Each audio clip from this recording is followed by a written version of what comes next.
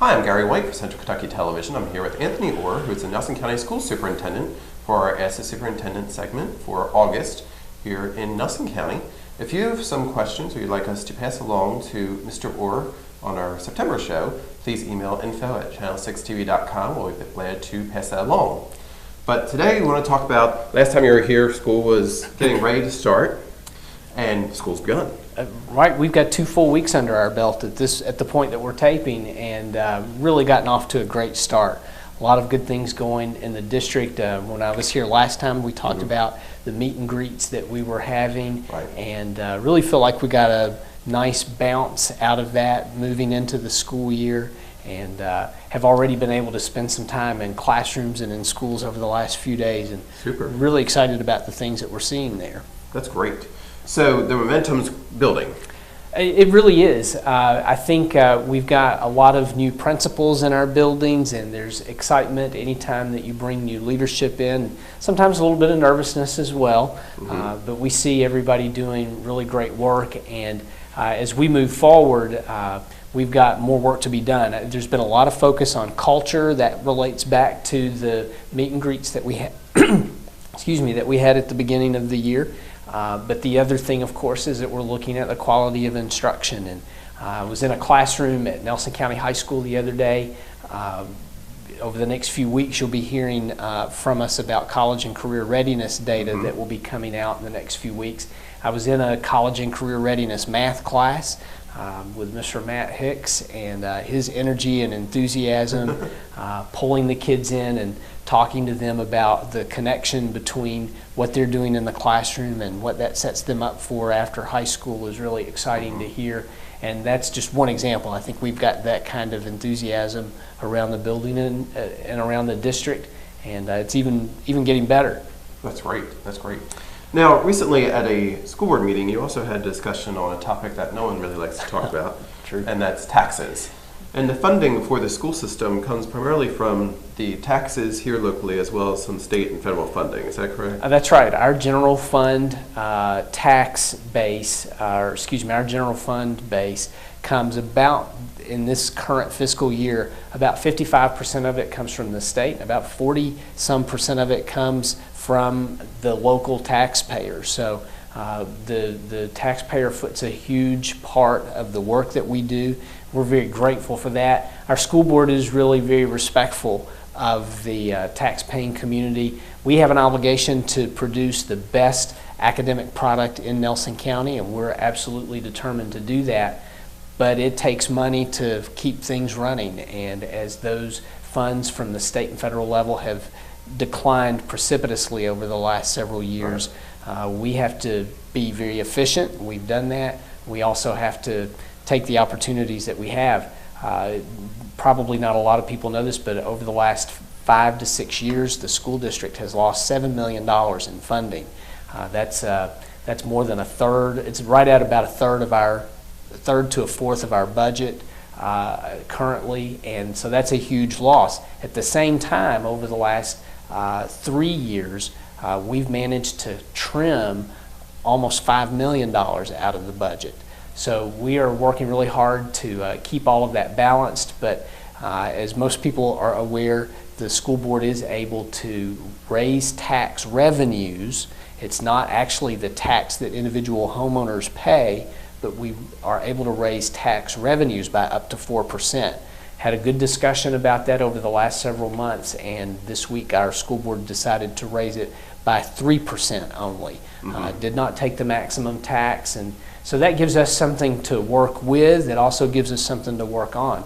Ultimately, that still leaves us short in our funding, but as we continue to trim our expenses and try to build our rainy day fund back up, if you will, that's the kind of thing that we're headed for. But at the same time, there was a motion made, and our employees are going to get a one-time payment to really kind of express the school board's appreciation for the work that they do on a daily basis. So we had good things come out of it, but we have a lot of hard work ahead of us.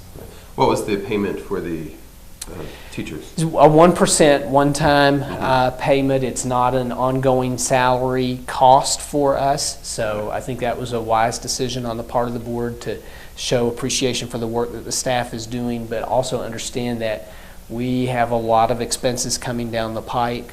When we look at a lot of programs that are very good things for us to be doing with kids, but it costs money. One of the things that we are proud of is the fact that we have raised our dropout rate, or dropout age rather, not the rate. But students can't drop out of school until they are 18, and that's a change that will go into effect a couple of years from now. It's going to cost us money to make that work. We've got to have some solid programs in place to really keep those kids plugged into what we're doing. So we have work to do, but we've got opportunity to do that. So for the tax, every year the school board has to set their tax rate, and each year they're given the opportunity to kind of do a compensating rate, or keeping the rate the same, or going with an up to 4%, right? That's right. If they choose to do an increase of the 4%, they have to have a public hearing. If they, yes, anytime we consider raising the tax, we do have to have a public hearing, and we had that this week. Right, and that was part of the meeting too, just let people come out and vocalize their opinion on that. How much additional revenue approximately will that increase generate? It's going to be a little over $400,000, and I didn't bring the figures with me, but it'd be a little over $400,000. The really important thing that people might appreciate is the fact that that's an ongoing revenue stream for the district. So when we don't raise that, that's money that we lose this year and next year and next year as well. So it's kind of like that compound interest piece that some of us might be familiar with from your math classes. From your math classes, that's exactly right. Yeah. It's a loss that compounds itself if we don't follow up on that. So we have an obligation to provide the best education for our kids, and we're focused on doing that. And so we appreciate the support of the board and recognize that the community supports what we do with their own funds. And that's something that is difficult for the board to talk about, and a difficult decision, but I appreciate the support that they rally to make that happen. So before, actually a few months ago, we talked about there used to be the Nelson County Education Endowment Fund in the county, which actually helped generate some funds to go towards those programs that the school board could pay for.